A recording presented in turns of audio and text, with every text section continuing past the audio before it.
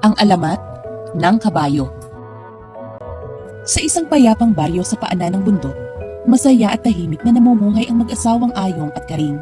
Sila ay kilala sa kanilang sipag, kabutihang loob at simpleng pamumuhay. Isang biyaya lamang ang kulang sa kanilang masayang tahanan, ang anak na matagal na nilang inaasam. Isang araw, dininig ng langit ang kanilang panalangin. Ipinanganak ang isang malusog na sanggol na lalaki na pinangalanan nilang Junior. Dahil iisang anak, itinuring nila itong prinsipe. Lahat ng gusto ay ibinibigay. Lahat ng mali ay pinapalampas. Labis ang pagmamahal nila rito, kaya't lumaki si Junior na may matigas na ulo, makasarili at hindi marunong tumanggap ng pangaral. Habang lumalaki, imbis na mag-aral at tulungan ang kanyang mga magulang, mas pinili ni Junior ang barkada, gala at bisyo. Laging nag-aalala si Mang Ayong at Aling Karing. Kaya paulit-ulit nila itong pinapagsabihan. Ngunit sa halip na makinig, minasama ito ni Junior. Inisip niyang kinokontrol lang siya at hindi mahal. Hanggang isang gabi, dala ng sama ng loob at matinding galit, nagpasya siyang maglayas. Nilisan niya ang kanilang tahanan, dala lamang ang kaunting gamit at ang kanyang kapal ng mukha. Naglakad siya ng malayo, patungo sa hindi kilalang lugar. Gutom, pagod, at basang-basa sa ulan. Napadpad siya sa isang kubong nakatayo sa gitna ng kagubatan. Isang matandang lalaki ang lumabas at nagmagandang loob na patuluyin siya. Tahimik, ngunit mabait ang matanda.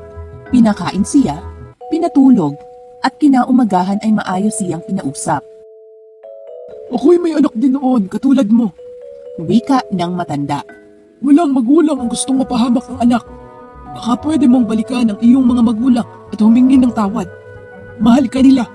Napuno si Junior sa sinasabi ng matanda. Hindi mo ako kilala. Wala akong karapatan na sabihan ako ng ganyan. Hindi mo alam ang buhay ko. Ngumiti lamang ang matanda, ngunit ang kanyang mga mata ay tila naging kasing lalim ng dagat. Kung ayaw mong makinig sa salita, marahil kailangan mong matuto sa ibang paraan. Biglang lumiwanag ang paligid, umihip ang malakas na hangin. Naramdaman ni Junior ang pagbabago sa kanyang katawan. Nawala ang kanyang tinig, humaba ang kanyang mukha, at ang kanyang mga paa ay naging mga paa ng hayop. Sa isang iglap, naging isang kabayo si Junior. Ang matanda ay isang engkantado, isang tagapagturo ng aral sa mga kabataang naliligaw ng landas. Bilang parusa sa iyong kayabangan, Wika ng matanda. gagawin kitang isang nilalang na maglilingkod sa iba para matutunan mo ang tunay na halaga ng sakripisyo, paggalang at pagmamahal. Takot na takot si Junior. Nais niyang magsumamo, humingi ng tawad, ngunit halinghing lamang ng isang kabayo ang kanyang kayang sabihin. Bumalik siya sa kanilang bahay, umaasang maawa sa kanya ang mga magulang. Nang makita siya ni Mang Ayong at Aling Karing, nagulat sila. Ngunit sa halip na itaboy, kinaawaan nila ang hayop. Sa kanilang puso, parang may kakaibang koneksyon silang naramdaman dito. Inalagaan nila ito, pinakain at pinatulog sa loob ng bakuran. Habang lumilipas ang mga buwan, naging malaking tulong si Junior. Ngayon ay isang kabayo. Sa kanyang ama, tinutulungan niya itong magdala ng mga ani, magsaka at magsakay ng mga gamit. Napabilis ang trabaho ni Mang Ayong. Gumaan ang kanilang buhay at unti-unting umunlad. Dahil sa malasakit ng kabayo, minahal ito ng mag-asawa na parang sariling anak. Tinawag nila itong Kayong, mula sa pinagsamang pangalan nilang Karing at Ayong. Minsan, tahimik na umiiyak si Kayong tuwing gabi habang nakatingin sa buwan.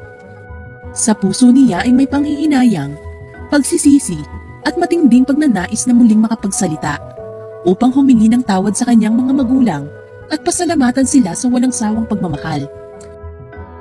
Isang gabi, habang nakatingin sa mga bituin, lumitaw muli ang matandang engkantado. Ngayon, Aniya, tutunan mo na ang halaga ng pagmamahal, sakripisyo at paggalang.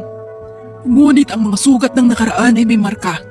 Mananatili ka bilang kabayo upang magpaalala sa iba, lalo na sa mga kabataang tulad mo na dapat pahalagahan ang mga magulang habang sila'y naririyan pa.